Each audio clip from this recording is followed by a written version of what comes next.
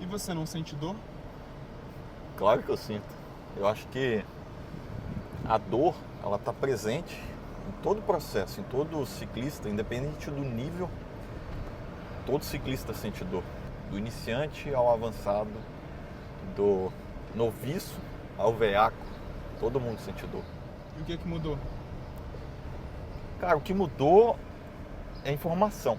Hoje eu tenho acesso ao atleta de elite, eu tenho acesso ao meu treinador, que foi treinador de muitos atletas de elite.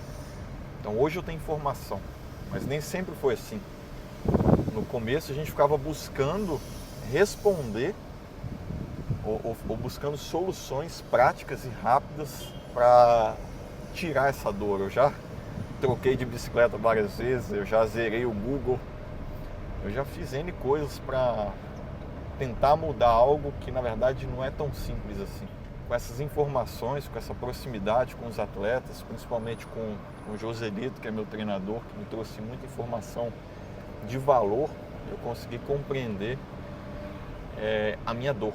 Compreender a minha dor, eu acho que esse é o mais importante. Da onde vem a minha dor e o que eu posso fazer para mudar esse sentimento em mim. Eu aprendi que a dor ela faz parte do processo, mas que a gente pode mudar o momento em que a dor ela começa a surgir. Existem vários tipos de dores.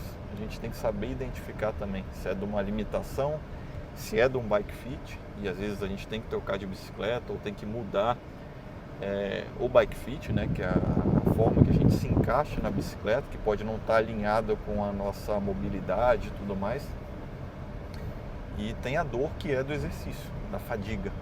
Então, existem diferentes dores e a informação, ela me fez resolver vários pontos desses, ou seja, mudar o meu patamar de dor. De um momento rápido, inicial, que eu não conseguia fazer 40, 50 quilômetros de bicicleta para poder pedalar e às vezes 100 e poucos, 200 quilômetros para começar a sentir dor. Obviamente a gente tem que entender também a intensidade do exercício.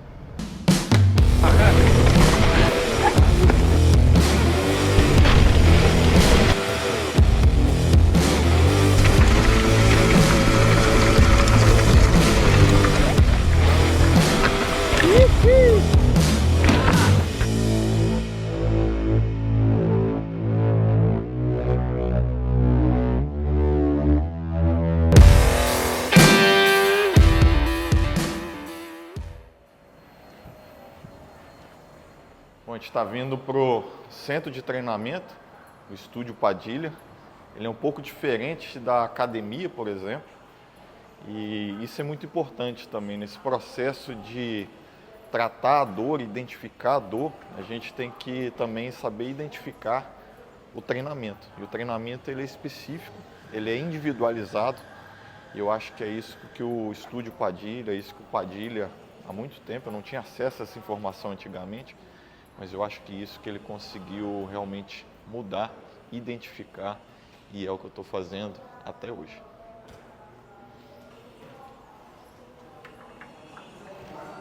Ó, esse aqui é atleta de Stock Car.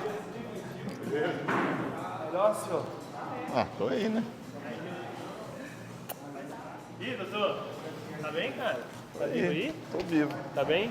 Tá operado, inchado ainda. Passa o dia?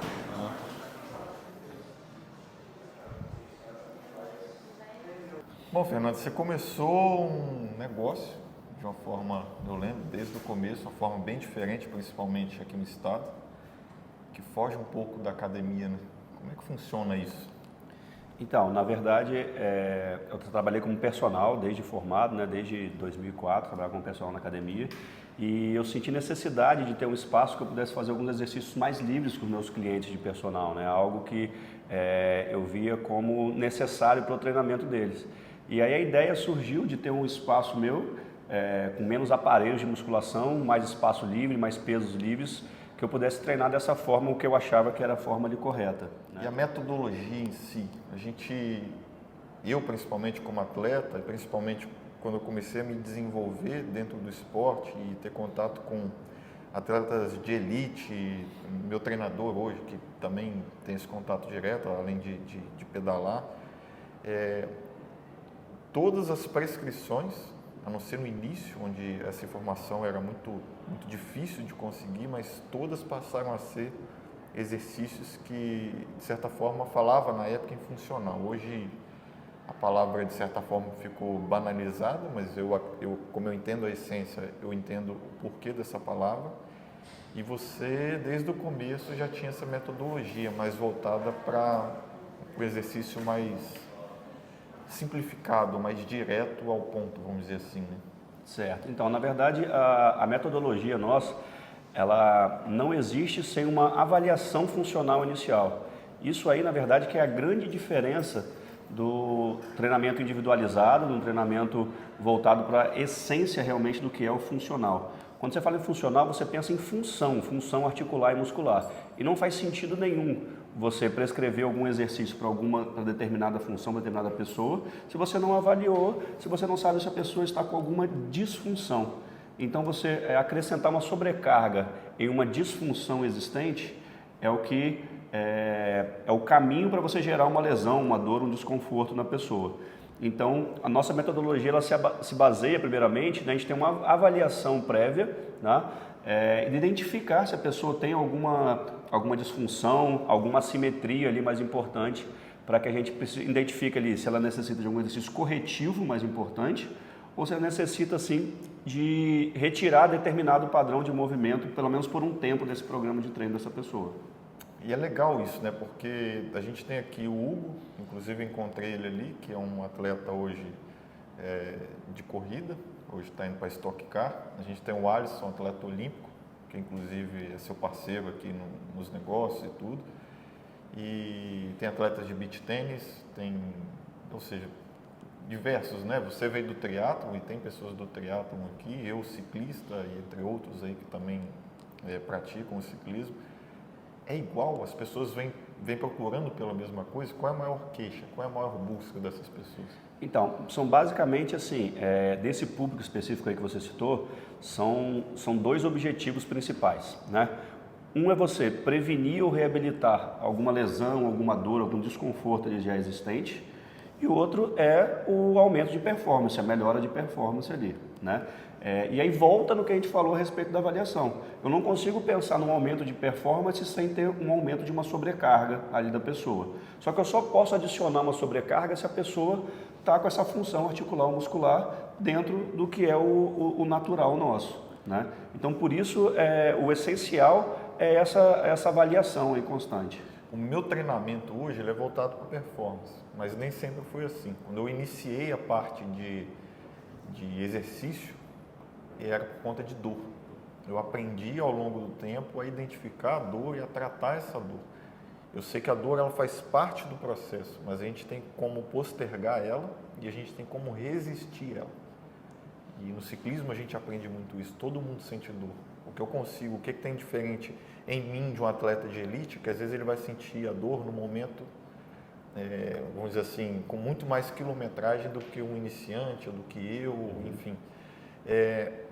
Como que é o processo de dor? Eu acredito que a maior queixa das pessoas quando vem procurar, principalmente os esportistas, vamos dizer assim, ou alguém que já está em outra atividade, é a dor, né? Pelo menos foi isso que o Irlan me sinalizou, e é isso que eu vejo quando a Jennifer está aqui, quando o Fredinho procura, quando outras pessoas me procuram. Eu acho que a maior queixa é a dor. Como é que é essa relação? Certo, perfeito. Na verdade, assim, a gente pode separar a dor aí também como dois tipos de dores diferentes, né? A pessoa, assim, quando passa de um nível intermediário, chega no nível intermediário para um avançado, em qualquer modalidade esportiva que seja, ela aprende a tolerar a dor muito, muito bem com isso, né? Independente se é aquela dor ali, assim, gerada ali por fadiga, por cansaço, alguma coisa, ou aquela dor que chega a ser, assim, já um desconforto muscular, articular, uma dor de alguma inflamação, alguma coisa desse sentido, né? O iniciante, ele acaba parando antes ali, de repente, uma atividade física mais extenuante, mais intensa, justamente por falta de adaptação para tolerar essa dor ali que o exercício de intensidade mais alta ele realmente gera, né? Então, assim, quando a gente pensa na parte de dor muscular, dor articular, alguma coisa começando a gerar alguma disfunção, que seria o caminho que está indo ali para a lesão, os exercícios corretivos vão ter assim um papel de extrema importância, né? Vou te dar um exemplo.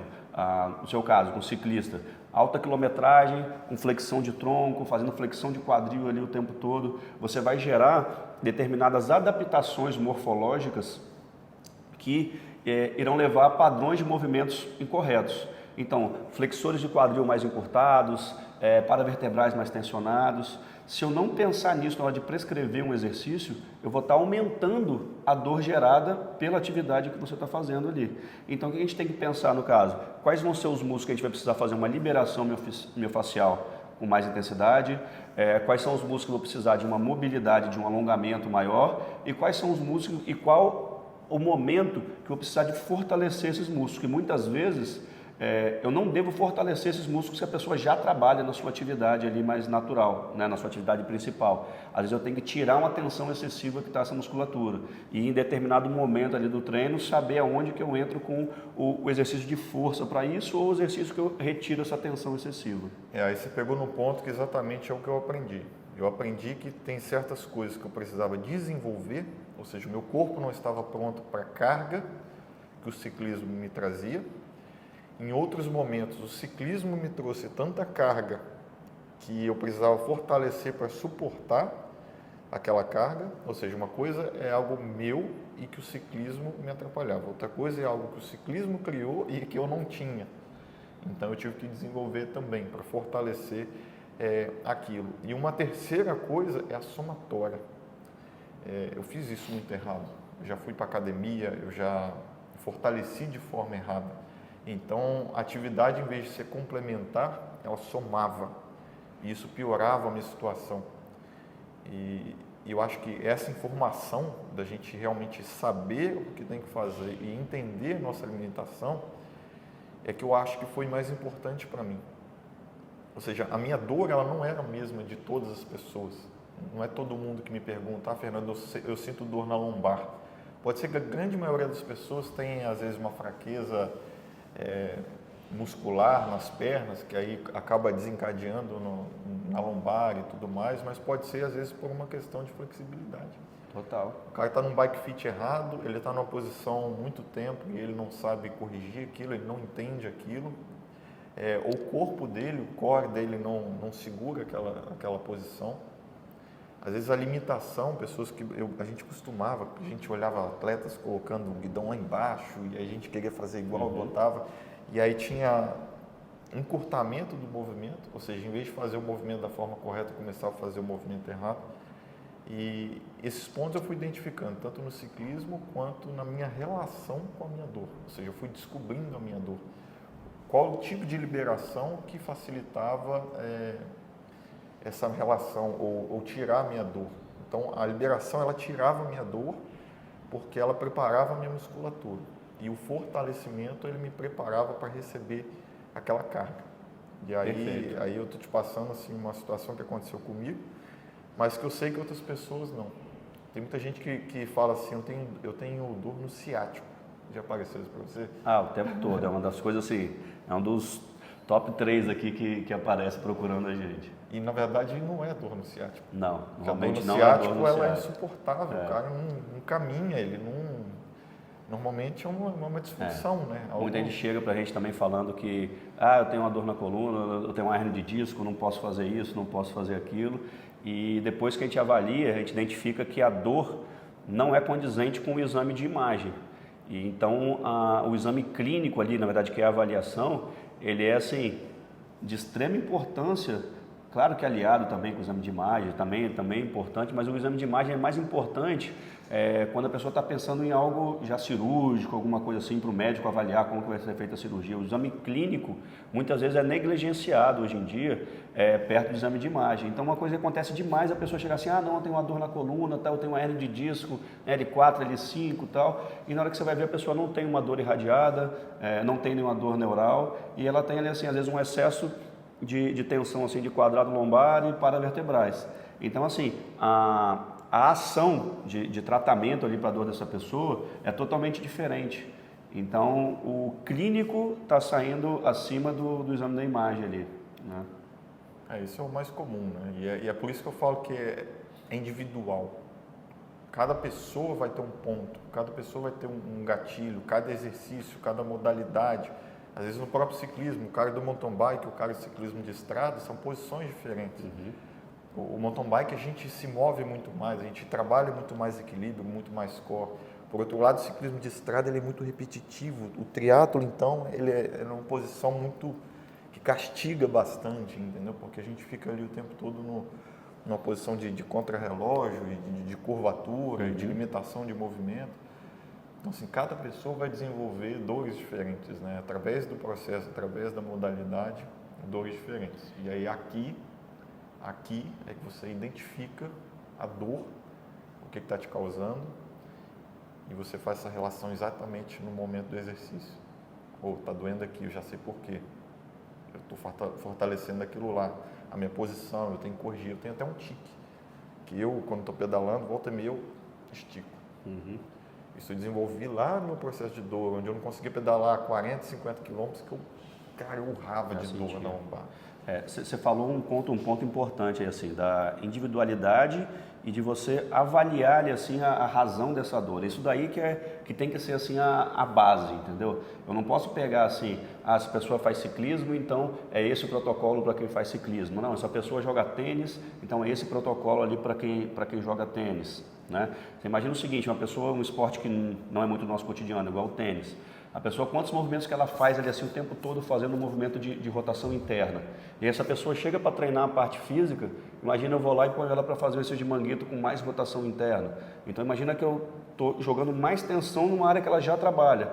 E ao invés de eu fazer uma compensação com os rotadores externos, que é o que vão segurar na hora que ele faz esse movimento. Ele não vai poder fazer nada que faça rotação interna? Vai, mas ele vai ter uma fase específica para ele ganhar força e ganhar potência no movimento principal dele. E às vezes alinhado ao treino dele. Total. A sequência de treino. Eu não posso atropelar essa fase, entendeu? Chegar a botar ele para adiantar o processo, querer queimar a etapa, ou querer cortar um caminho para ele ali, porque isso daí mais cedo ou mais tarde vai aparecer o problema. Então vamos para a prática. Vamos mostrar para o pessoal como é feito, desde o processo inicial, ou seja, desde a avaliação, quando a gente chega aqui, da identificação da dor, das limitações, e eu vou passar também alguns exercícios bem bacanas para vocês que já querem começar a botar em prática. E não se preocupa não que alguns deles você consegue fazer em casa aí também. Não, a gente estava lá com o Padilha explicando justamente essa questão da identificação da dor. Acho que a grande maioria das pessoas ela vem né, em busca de sanar dor ou sanar alguma deficiência e, obviamente, a dor que limita a performance. Né? Qualquer nível que a pessoa está, ela quer atingir um nível de alta performance. Então, o iniciante ele tem o seu nível de alta performance, assim como o atleta de alta performance, né, o atleta de elite, ele tem esse desejo, mas a dor é o que está ali limitando. É o que limita, né?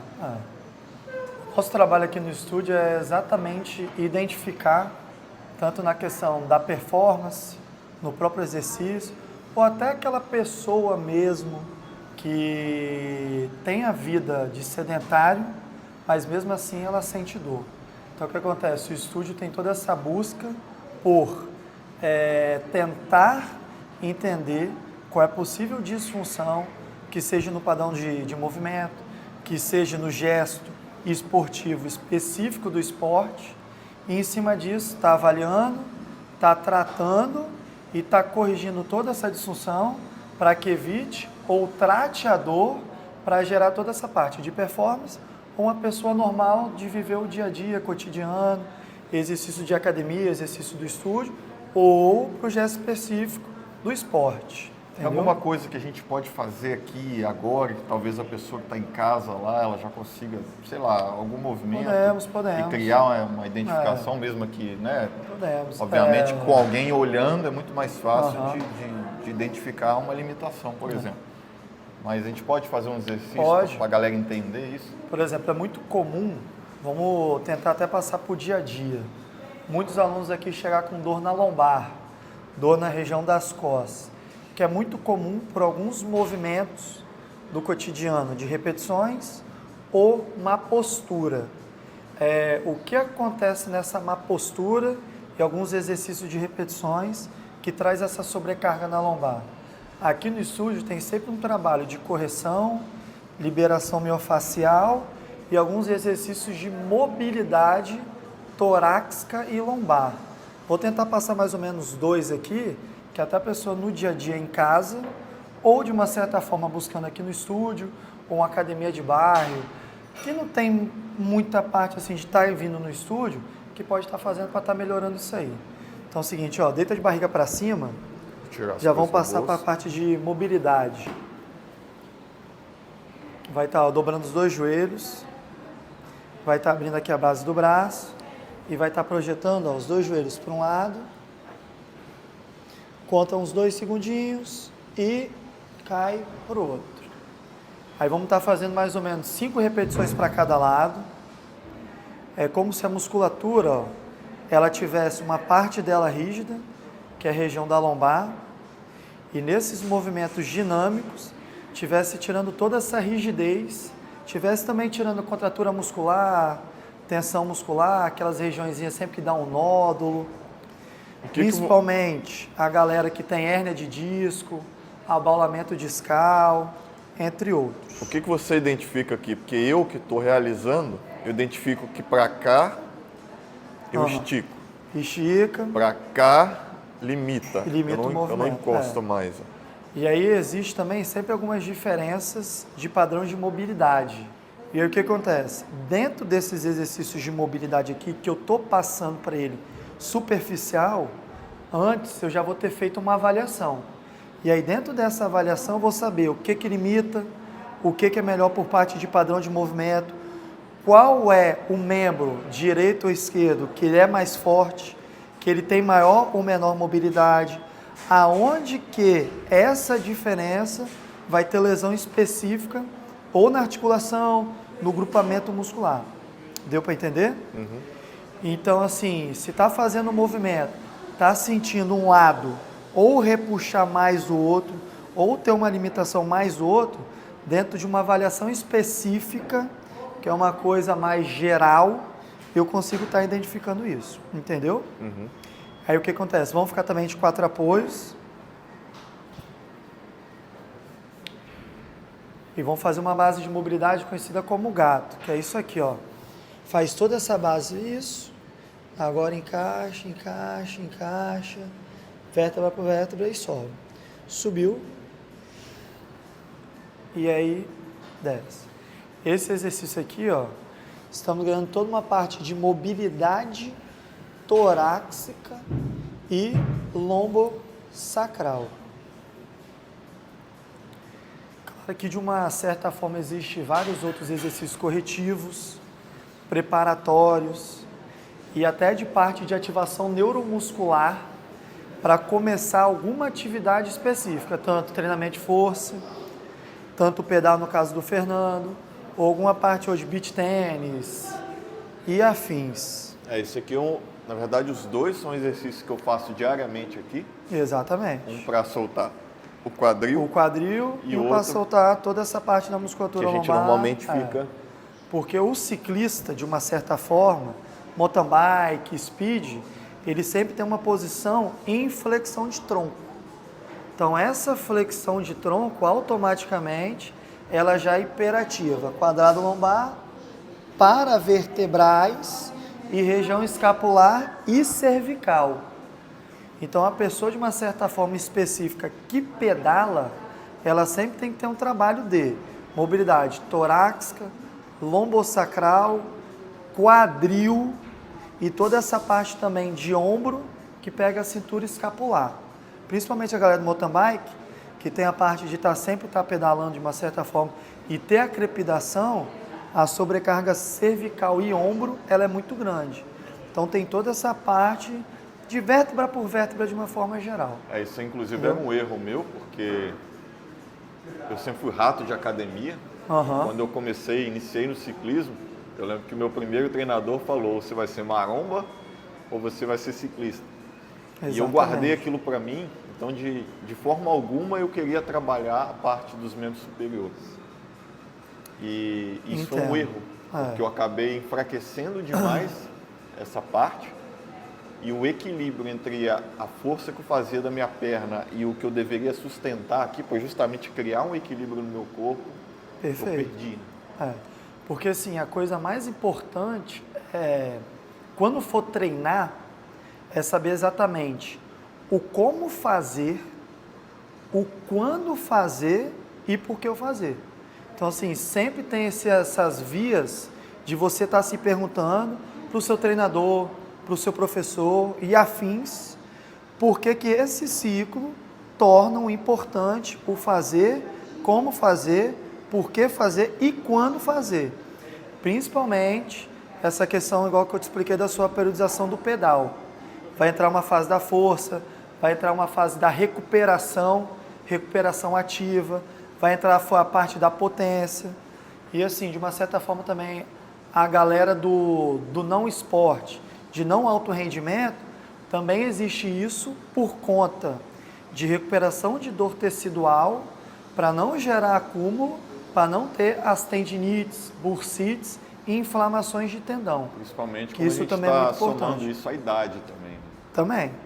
Tem a parte da baixa densidade óssea, perca de força, então tudo contribui de uma certa forma. Quais outros exercícios a gente pode fazer para a galera fazer em casa lá também, que casa. vai ajudar no dia a dia? Por exemplo, antes de eu ir pedalar, ou após um pedal, para a gente realmente aumentar a flexibilidade, aumentar o processo de recuperação e que a pessoa pode fazer. Puxando também para essa questão do pedal, existe também, óbvio, uma força muito grande de membro inferior, tanto para flexão e extensão de quadril. Então, vou estar fazendo 2 movimentos de mobilidade, exatamente, contra o de flexão e contra o de extensão. Então, vamos estar fazendo semi-ajoelhado. Lembra do semi-ajoelhadinho? Apoiou, apoia o joelho, faz essa carga anterior. O que acontece? Ó, quando está pedalando e você força o pedal para baixo, você está fazendo uma extensão de quadril. E automaticamente, quando volta a força contra, você está fazendo uma flexão. Então é muito comum musculatura de corredor, principalmente flexor de quadril, que é o ilipsoas. Toda essa região também de quadríceps e extensor de joelho, sempre está dando sobrecarga muito grande. Então esse mecanismo de jogar carga contra a musculatura sempre mais acionada, se faz importante como um aquecimento específico para o pedal. Então isso aqui, nós estamos jogando carga contra flexor de quadril.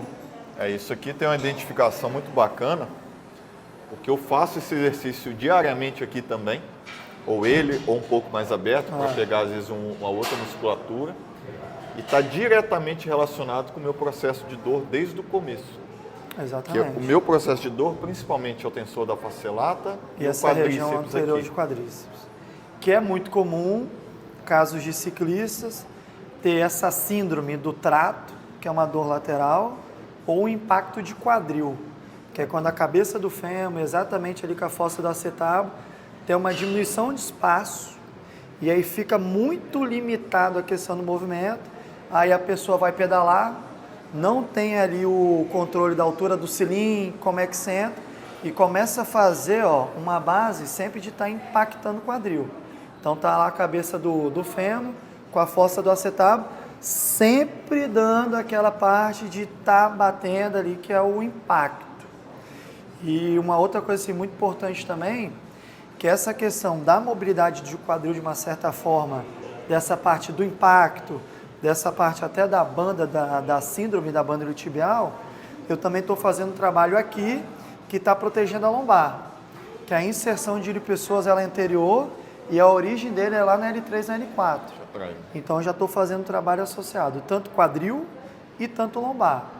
E tem também um outro exercício muito bom, que é essa questão da extensão de quadril, que é aquele do escorpião de barriga para cima, da perna esticada. Vamos fazer. Vamos. Mas não sei se vocês pegaram aí, ele foi direto ao meu ponto. A dor aqui que reflete aqui. Lá na lombar. Ou seja, eu tenho um problema nesse músculo aqui, é aqui que na liberação a gente ataca para corrigir um reflexo de dor que normalmente a gente fala dor na lombar, mas não, a dor vem daqui. Porque às vezes também o aluno, paciente, ciclista, ele tem esse relato, mas tem um dor na lombar, dor na lombar, dor na lombar. A dor na lombar, ela é a consequência. Se não for destrinchar a causa, para pegar exatamente lá no ponto que iniciou, vai tentar tratar a lombar específica, agudo, ela melhora. O crônico não dá manutenção da dor, entendeu? Só para fechar aqui, quantas repetições em cada perna? Aí vamos tentar fazer sempre de 6 a 8 cada perna. Quando jogar lá no máximo, sempre segurar um pouquinho. Mobilidade não são movimentos rápidos, são movimentos sempre mais tranquilos e você tem que sentir repuxar a musculatura alongando, entendeu? Okay. Para tentar entender o que está acontecendo. Aí deita de barriga para cima. Só. Aí, ó, abre de novo o braço. Aí mais um movimento que é para a região lombar, quadril, muito utilizado na parte do ciclismo e afins cotidianos. Levanta a perna esticada e joga a perna lá para o outro lado. Aí conta assim 1, 2 segundinhos, volta, pode voltar aqui a base inicial e alterna a perna. Vai. O que acontece? Muita gente chega aqui e reclama assim, nossa professor, parece que falta flexibilidade, parece que falta alongamento. A questão de flexibilidade e alongamento é muito conhecido para pessoa de uma certa forma que não tem de exercício, para a galera do dia a dia. O que é mais importante do que flexibilidade, que é um pouquinho diferente do que é mobilidade, é ganhar mobilidade. Porque quando eu ganho mobilidade articular, eu consigo ter movimentos com mais amplitudes, sem jogar carga exatamente na inserção do tendão, que é o que realmente tem a carga de lesão. A flexibilidade por si só, ela é uma manutenção do contorno de movimentos, mas não com tanta correlação à questão de lesão. Porque assim, a pessoa também ter maior flexibilidade, ela também está apta a ter lesões por frouxidão ligamentar. Então assim, a pessoa que ela vai fazer exercício, a pessoa que ela vai pedalar, correr, beach tênis, ela tem que sempre ter uma junção de fatores. Ter uma boa mobilidade, ter uma boa estabilidade articular e ter um bom padrão de sustentação, carga, força muscular. Isso Entendeu? é uma coisa que eu aprendi que no ciclismo principalmente, a mobilidade ela me ajudou a empregar a minha força de uma forma melhor durante todo o movimento. Perfeito. E posteriormente a isso, eu consegui mudar a minha postura na bicicleta sem perder o momento de força. Que é a biomecânica perfeita do movimento. Perfeito. Mudou a minha biomecânica, ou seja, o meu aproveitamento de força e minha postura aerodinâmica, que são dois fatores importantíssimos no ciclismo, eles foram moldados, ou a gente conseguiu mudar através, principalmente, do fortalecimento e do movimento de articulação. E essa questão realmente do treino, ele tende a te levar à melhor biomecânica do movimento, sem gerar disfunção e ter melhor performance. Ponto. Por exemplo, agora eu vou passar 2 exercícios que até para o pedal, para quem está em casa também, fazer toda essa parte de ativação, preparação e aquecimento específico para o pedal, ou até para alguns exercícios de força, mas aí teria que ter toda uma avaliação, que pode estar fazendo em casa. Antes mesmo de pedalar lá, está em casa, bota um colchonetezinho no chão e tal. Dobra os 2 joelhos, bota aqui, ó. Tira um pé do chão, dobra aqui o joelho vertical e faz essa base aqui, ó, de elevação da pelve e do quadril. Segura uns 2 segundinhos, desceu. Encostou no chão, subiu. Aqui mais ou menos, ó, depende de pessoa a pessoa, depende do nível de treino, mas eu sempre passo aqui de 10 a 12 repetições para cada perna, que é exatamente uma ativação do grupamento de posterior de coxa, com uma ativação da parte do glúteo, que é exatamente quem ajuda na força 3 lá vezes, da né? base, isso. 3 vezes. Aí são 3 séries, De 10 repetições. de 10 a 12 repetições cada lado. Que é uma musculatura que exatamente vai de contra a dor que o Fernando sente de parte anterior e de parte lateral. que é exatamente a região que vai estar estabilizando quadril e joelho. Tá bom, vamos para outro. Isso aí. Agora também um exercício muito importante é a prancha frontal. Deita de barriga para baixo. Faz toda uma base de estabilidade. Trava. E faz toda essa parte aqui, ó, mantendo todas as curvaturas preservadas. Segura mais ou menos uma média aí de uns 30 segundos. Galera que é iniciante pode começar de 20. Você fica mandando eu botar 1 minuto, por que então? Porque você é atleta, né? Atleta é atleta. Sem perder curvatura, tudo tranquilo, normal. Mas o exercício também muito bom, outro de estabilidade de quadril e propriocepção, é aquele do aviãozinho. Aqui eu vou botar um pezinho para você, mas igual que eu falei, a galera de casa também pode fazer sem peso tranquilo. Pegar um pezinho de 8, você vai ficar de lado aqui, ó. Segura o peso do lado da perna que sobe e faz aquela base do pêndulo. Então desce e subiu. Vai estar fazendo mais ou menos de 8 a 10 cada lado.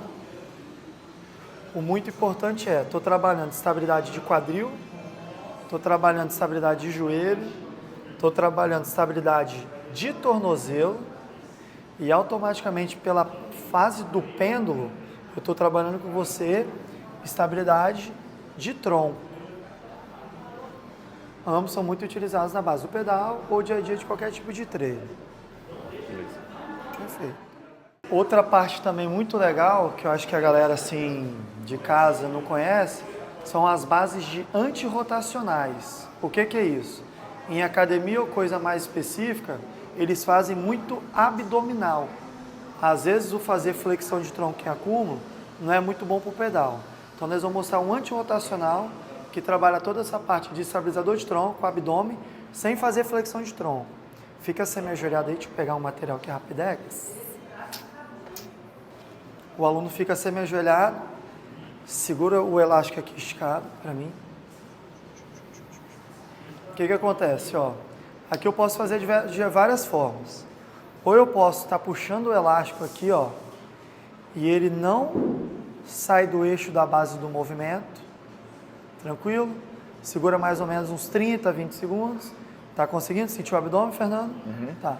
Ou, vou dar uma relaxada, vou puxar aqui pro outro lado, contra a perna dele que tá lá na frente, vou estar fazendo uma carga e ele vai ter que vencer a carga. Daí, gira para lá, vai. 1 e volta tranquilo. Vai. 2 e volta tranquilo. É um excelente trabalho de estabilizador de tronco. Você está fazendo um movimentozinho daqueles do abdominal convencional para não estar tendo uma soma de sobrecarga no arco da lombar. Consegue sentir o abdômen? Abdômen e a dorsal um pouco. Isso aí, porque está sustentando a base do movimento. Show de bola. Esses exercícios de antirrotacionais aqui são exercícios complexos.